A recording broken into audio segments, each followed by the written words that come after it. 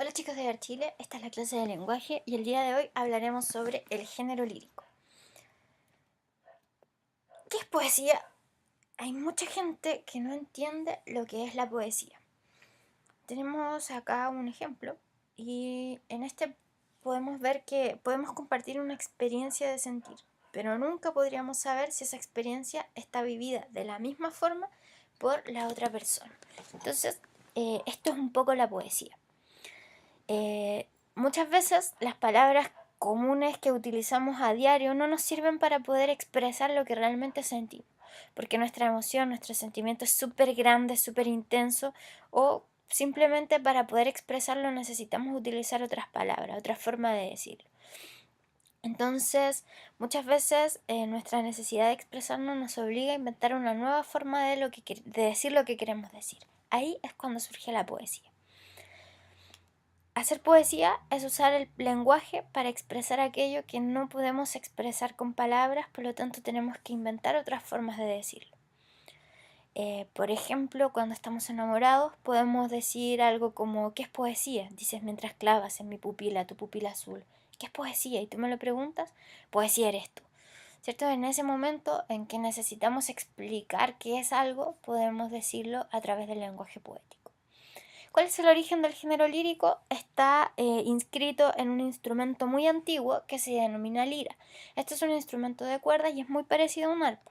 Con él, en la antigüedad, los griegos acompañaban el canto de sus historias eh, y las musicalizaban, porque de esta forma, para quienes tenían que memorizar extensas historias, lo podían hacer de manera más sencilla.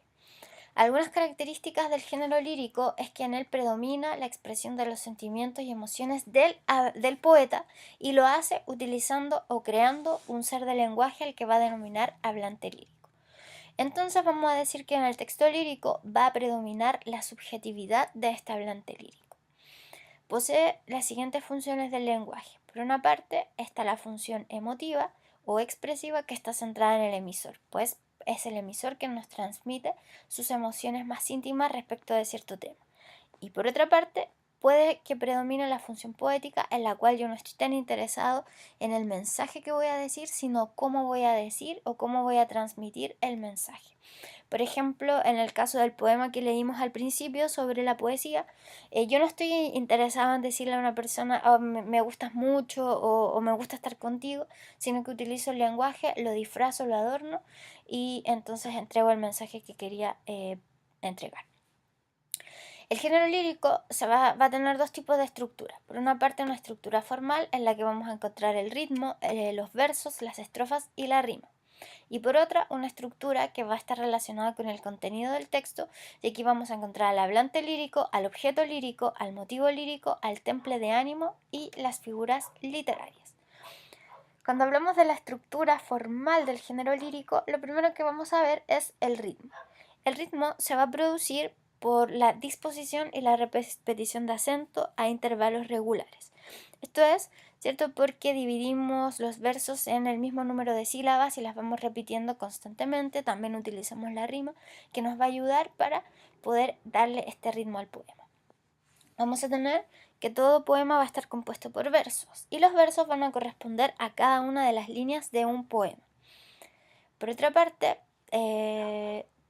tenemos las estrofas. Las estrofas son el conjunto de líneas o el conjunto de versos y que están separadas por ese espacio en blanco. Entonces, cuando vemos el espacio en blanco y más versos que vienen, decimos esta es una estrofa. En el ejemplo, estamos viendo un poema de 2 estrofas con 4 versos cada uno. Vamos a ver que no todos los poemas están escritos en verso. Hay algunos que se salen del verso y estos son los poemas escritos en prosa. La prosa es la forma natural que tenemos de expresión. Y este tipo de texto se denomina prosa poética. Vamos a leer un ejemplo de prosa poética. Dice, no había visto antes la verdadera imagen de la tierra. La tierra tiene la actitud de una mujer con un hijo en los brazos. Voy conociendo el sentido maternal de las cosas. La montaña que me mira también es madre y por las tardes la neblina juega con un niño por sus hombros y sus rodillas. ¿Sabemos, cierto? que es un texto poético porque no está contándonos una historia ni nos está informando de algo, que podría ser otro tipo de texto, sino que está expresando sus sentimientos respecto de cómo es un paisaje, cómo es la tierra, cómo es una montaña. Pero lo hace no en verso, sino que a través de la prosa. Bueno, ya vimos lo que era una estrofa y veamos lo que es la rima. La rima se refiere a la coincidencia de sonidos que tienen los versos cuando terminan. Se considera como terminación del verso a todas las letras que hay a partir de la última vocal acentuada. Por ejemplo, en la palabra Macarena vamos a tener que la última vocal acentuada es la E. Decimos Macarena. Entonces, vamos a reconocer dos tipos de rima. Por una parte, la rima consonante. La rima consonante se produce cuando las terminaciones de los versos son exactamente iguales, tanto en sus vocales como en sus consonantes. Ejemplo, a un panal de rica mi, el, vamos a tener que la última vocal acentuada es la el. 2000 moscas acudieron, que por golosas murieron, presas de patas en él. Entonces tenemos que acá el verso 1 con el verso 4 tienen una rima consonante, pues después de la última vocal acentuada, todos los sonidos coinciden. En ambos casos, la última vocal acentuada es la E y el término o el sonido que lo sigue es una L. Por su parte, los versos 2 y 3 también riman y tenemos que la última vocal acentuada es la E, acudieron y murieron. Y entonces hay una coincidencia absoluta de los sonidos desde la última vocal acentuada. Por su parte, también tenemos la rima asonante. La rima asonante se produce cuando en las terminaciones de los versos solo van a coincidir las vocales y no así las consonantes. Ejemplo, sombrero, última vocal acentuada E y la consonante R, pero está seguida por la vocal O. Lo mismo ocurre con viento, última vocal acentuada la E y la otra vocal es una O que coincide con sombrero, aunque las consonantes no coinciden. Lo mismo ocurre en el caso de pino y libro y de selva y naturaleza. Aunque no todas las poesías riman, también existe el verso libre. Una noche toda llena de perfumes, de murmullos y de música de alas. Una noche en que ardían en la sombra nupcial y húmeda las luciérnagas fantásticas. A mi lado, lentamente, contra mí ceñida, toda muda y pálida, como si un presentimiento de amarguras. Fijamos que acá, en este poema, ningún verso rima con otro. Es lo que denominamos verso libre. Ahora, el hablante lírico va a adoptar ciertas posturas respecto del poema. Y en este caso, vamos a tener que dentro del poema hay una voz que expresa sus sentimientos. Esa voz es la voz del hablante lírico. Por ejemplo, tenemos, yo no quiero que a mi niña golondrina me la vuelvan. El hablante lírico acá es un padre o una madre, porque no se especifica el género de quien está hablando. Sin embargo, podemos diferenciar al autor, Gabriela Mistral en este caso del hablante lírico, porque sabemos que ella inventa esta figura de una madre o de un padre, puesto que ella no tuvo hijas. Por otra parte tenemos el objeto lírico, que es a quien cantamos o a quien entregamos nuestro canto poético. Esto puede ser una persona, puede ser un animal, puede ser una cosa, un objeto personificado que va a servirle al hablante lírico para que exprese sus sentimientos. Ejemplo, porque es áspera y fea, porque todas sus ramas son grises, yo le tengo piedad a la higuera. El objeto lírico, es decir, a quien se le canta en este caso, es a la higuera.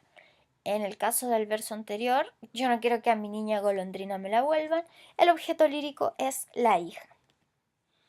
Motivo lírico. Es el tema del que va a tratar el poema. Los motivos líricos son muchos. Puede ser el amor, puede ser la patria, puede ser la alegría frente a una actitud, la naturaleza, la angustia por el transcurso de la vida, etc. Para encontrar el motivo lírico, una pista importante es reconocer un sustantivo abstracto. Entendemos como sustantivo abstracto, por ejemplo, el amor, por ejemplo, la alegría, por ejemplo, la angustia. Tenemos este ejemplo, dice, por una mirada un mundo, por una sonrisa un cielo, por un beso. Yo no sé qué te diera por un beso. Y acá el motivo lírico es el amor. Ahora, vemos que cuando nos enfrentamos a cierta motivos líricos o a ciertos objetos líricos, se va a desencadenar en el hablante lírico una emoción o un estado de ánimo.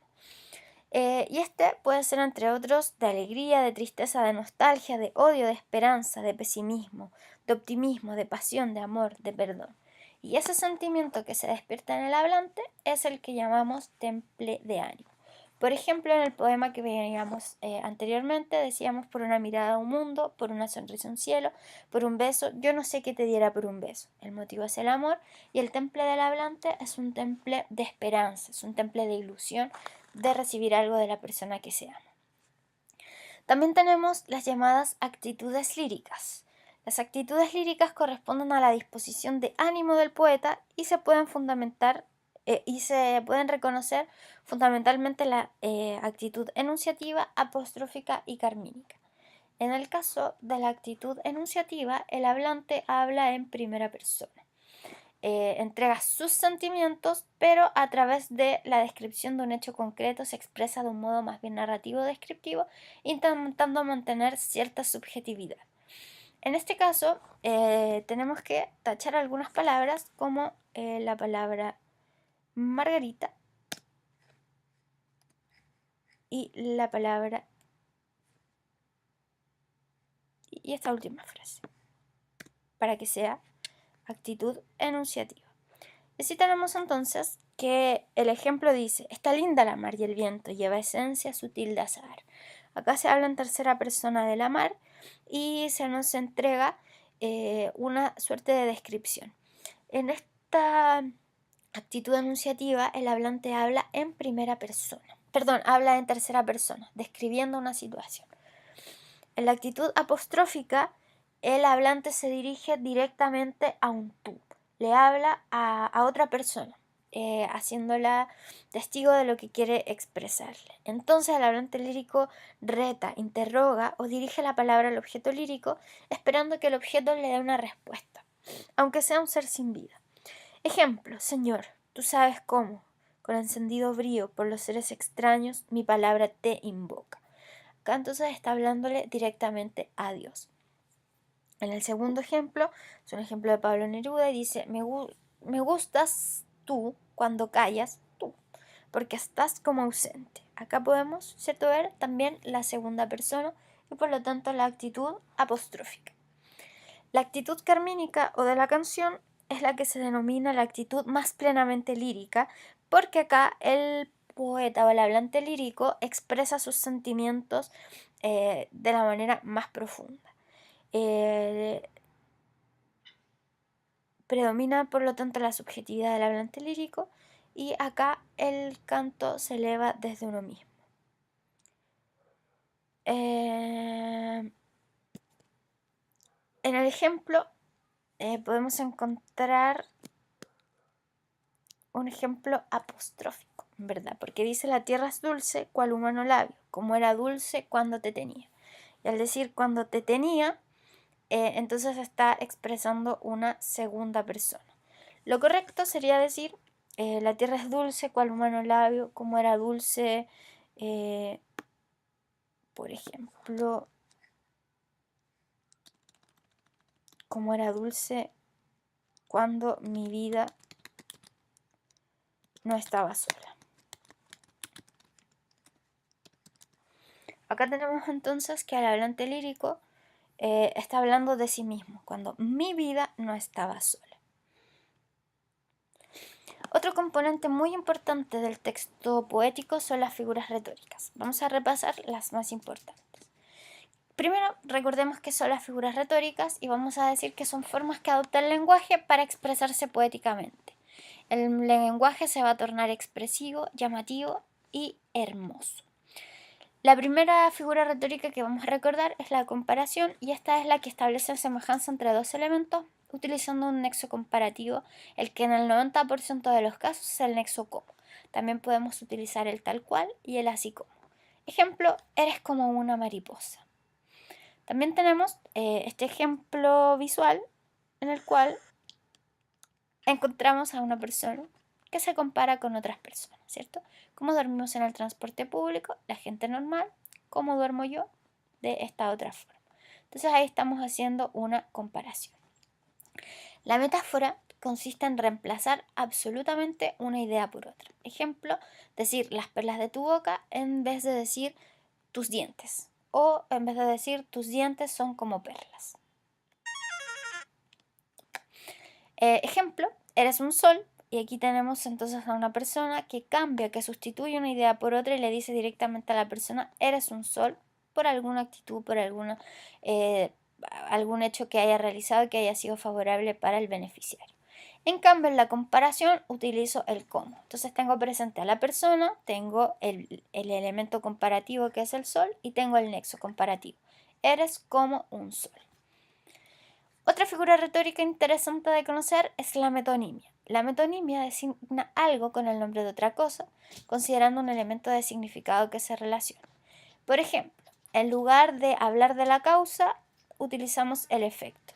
Dice, no tienen pan para comer. En verdad no tienen dinero para comprar pan. El efecto de no tener dinero es no tener pan para comer. Por lo tanto, utilizo el efecto en vez de enunciar la causa, que es no tener dinero. También puedo utilizar el autor por la obra. Ejemplo, en el Museo de Arte Latinoamericano de Buenos Aires hay un Frida Kahlo.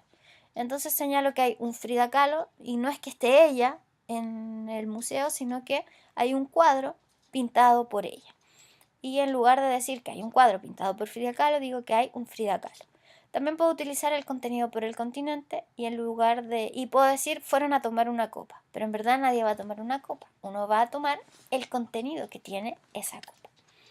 Un ejemplo visual, ¿cierto? Tenemos una mano que es la muestra de lo que está pasando dentro de ese auto. Recordemos que es una escena de la película Titanic.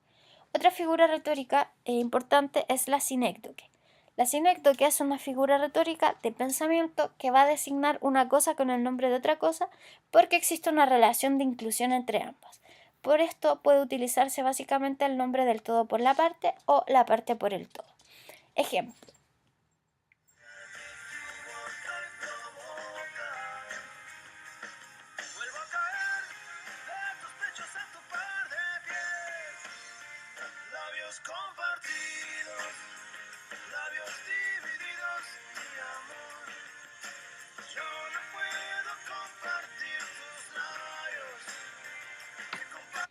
Bueno, en este caso teníamos que la canción nos dice labios compartidos. Y cuando alguien está compartiendo los labios con otra persona, no está compartiendo solo los labios, sino que comparte a la persona entera. Entonces se designa los labios por el todo, la parte, los labios, por el todo que es una persona. También puede ocurrir esto, por ejemplo, cuando decimos fue a pedir la mano de su hija. No es que pidiera la mano de la hija, sino que pidió en matrimonio a la hija completa. En la imagen tenemos un ejemplo de metonimia, que sería la lámpara que simula a Lisa Simpson, porque no es que la ropa, el vestido o el collar sean Lisa Simpson, sino que son un implemento que ella utiliza. Sin embargo, la planta que representa el pelo de Marge Simpson, o el bolsito que representa la cabeza de Homero, o la bolsa que representa la cabeza de Bart, o la estrellita que representa la figura de Maggie, son sinécdoques porque son partes que configuran completamente a la persona o al personaje en este caso. La enumeración va a nombrar rápidamente varios objetos o circunstancias, por ejemplo, amor en los jardines luminosos, en los andenes religiosos, en los crepúsculos de enero. Entonces tenemos varios lugares o varias situaciones en las cuales se da el amor.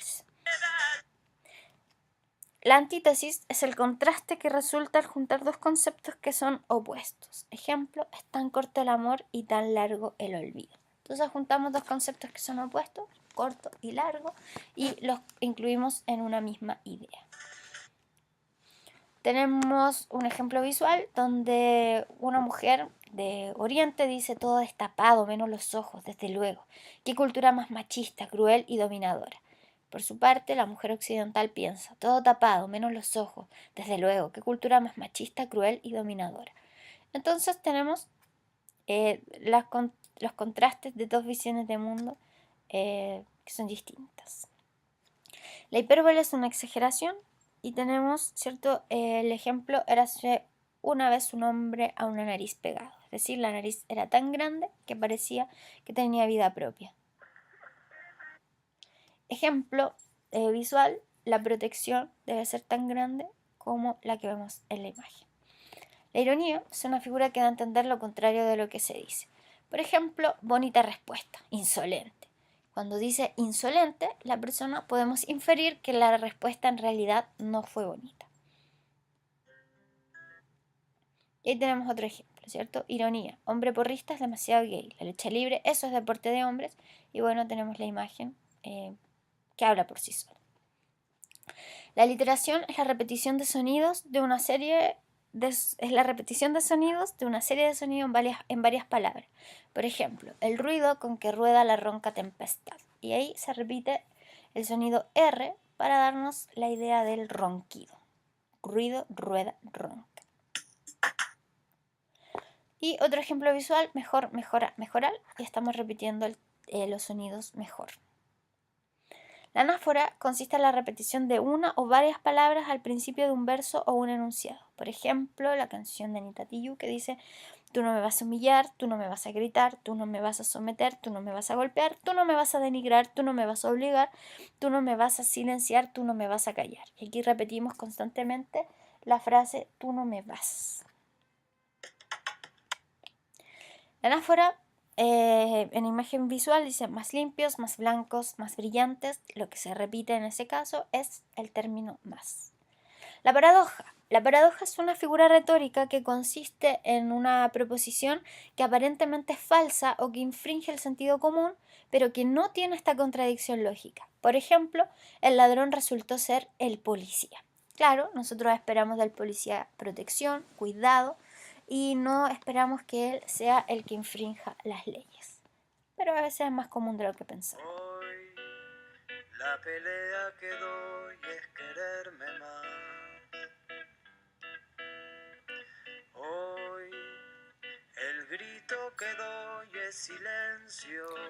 Bueno, en este ejemplo musical podemos ver que cuando nos dice hoy la pelea que doy es quererme más, tenemos una paradoja, ¿cierto? Porque cuando yo peleo quiero golpear a alguien, pero sin embargo en este caso digo es quererme más. Y esto no es contradictorio porque efectivamente puede ser una nueva forma de lucha, que es lo que se llama también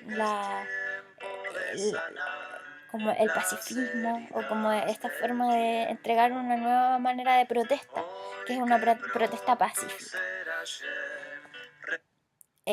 Tenemos también imágenes de paradoja, por ejemplo este sujeto que podría perfectamente estar viendo el mundo con sus propios ojos, a sus anchas y con alegría, sin embargo prefiere verlo a través de Facebook. O este sujeto que para verse con más bling bling pinta sus cadenas con dorado. O como el carnicero ama a su gatito, pero mata al resto de los animales. Otra figura retórica interesante y muy común es la personificación. Acá lo que buscamos es darle rasgos y características humanas a objetos inanimados, a fenómenos de la naturaleza y animales que no tienen estos rasgos de animación. Entonces les damos cualidades que tenemos los seres humanos y que no necesariamente ellos tienen. Por ejemplo, dice, y está saliendo el sol para vos y está bailando mi corazón. Tenemos la imagen del corazoncito bailando. Claramente el corazón no baila, sino que a veces sentimos que baila, ¿cierto? Porque estamos más alegres y todo eso, pero tiene que ver con un efecto de los neurotransmisores sobre nuestro corazón y no de que nuestro corazoncito esté feliz y bailando. Ahí tenemos otra personificación, ¿cierto? Donde un león, que se suele caracterizar por esta melena descomunal, logra dominar su cabello gracias a la utilización de este gel. Epíteto es un adjetivo que añade o subraya la cualidad que tiene un sustantivo. No modifica la extensión de este, sino que generalmente se utiliza para producir un determinado efecto estético. Por ejemplo, cuando decimos la roja sangre, no cambia el significado de lo que significa la sangre, pues todos sabemos que la sangre es roja, sin embargo lo intensifica. La jardinera. Claro. En la jardinera de Violeta Parra encontramos ejemplos de epíteto cuando nos dice que violeta azul, dice para mi tristeza violeta azul, clavelina roja para mi pasión Y para saber si me corresponde, deshojo un blanco manzanillo. Entonces, al dar esos colores, está realzando las características que tiene esta flor, por lo tanto está utilizando un epíteto.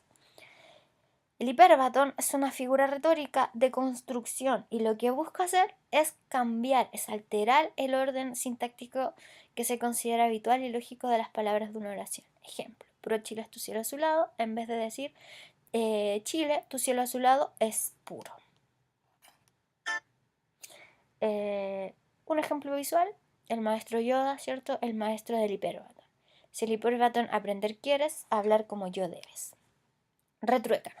Es una contraposición de dos frases que se forman por las mismas palabras con el orden invertido en una de ellas, con el fin de que presentan un significado contradictorio o antitético, o sea, con la idea de que estas palabras cambiadas den otro sentido a la oración que se está entregando.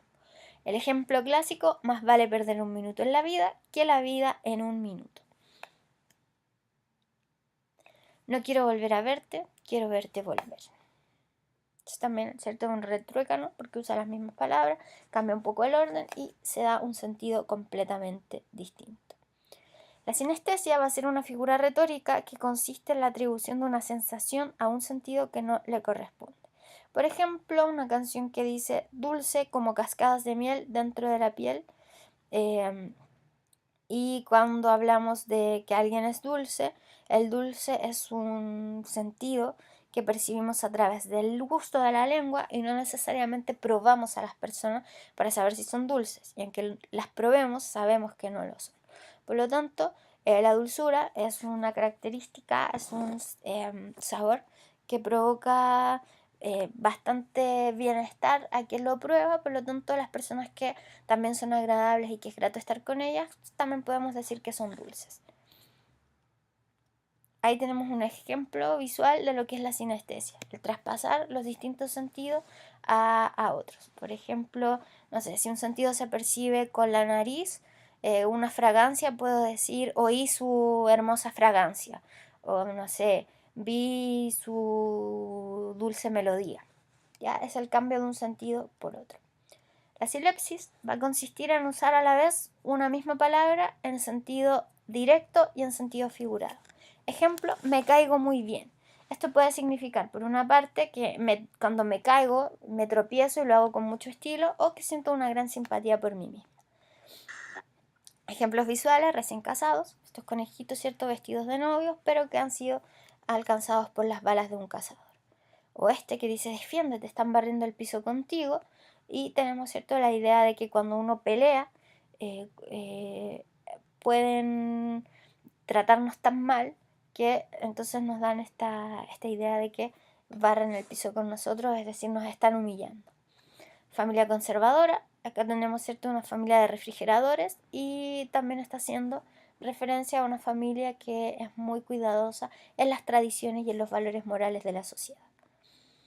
Para finalizar, entonces, tenemos que el discurso poético lo utilizamos generalmente para expresar nuestras emociones, nuestros sentimientos, nuestros estados de ánimo, y con ellos podemos transformar muchas veces el lenguaje. Y para transformar ese lenguaje utilizamos fundamentalmente las distintas figuras retóricas. Te invito a desarrollar las actividades propuestas para la clase y nos vemos la semana siguiente.